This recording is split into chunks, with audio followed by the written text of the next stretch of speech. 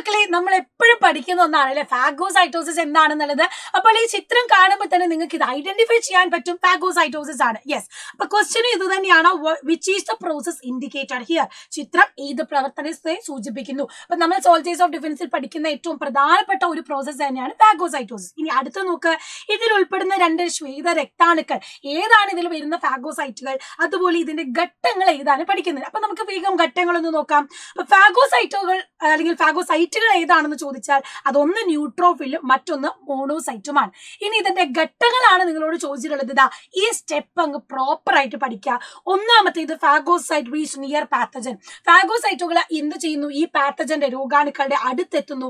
അടുത്തെത്തിക്കഴിഞ്ഞാൽ അവരെന്ത് ചെയ്യുന്നു, സ്തരസഞ്ചിയിൽ രോഗാണുക്കളെ വിഴുങ്ങി ഉള്ളിലേക്ക് പ്രവേശിക്കുന്നു.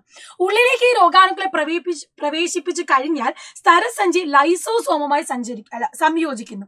അതായത് നമ്മുടെ സെല്ലിന്റെ ഉള്ളിലെ ലൈസോസോം എന്ത് ചെയ്യുന്നു, ഇവരെ ഇതിന്റെ ഉള്ളിൽ എന്ത് ചെയ്യുന്നു, ആക്കുന്നു. And enzyme in the lysosome destroy the pathogen. നമ്മൾ പഠിച്ചിട്ടുണ്ട് ലൈസോസോമിൽ കുറേ ഹൈഡ്രോലൈറ്റിക് എൻസൈമുകൾ ഉണ്ട്. ആ എൻസൈമുകൾ എന്ത് ചെയ്യുന്നു, ഈ പാത്തജനെ അല്ലെങ്കിൽ ഈ രോഗാണുവിനെ മുഴുവൻ നശിപ്പിച്ചു കളയുന്നു.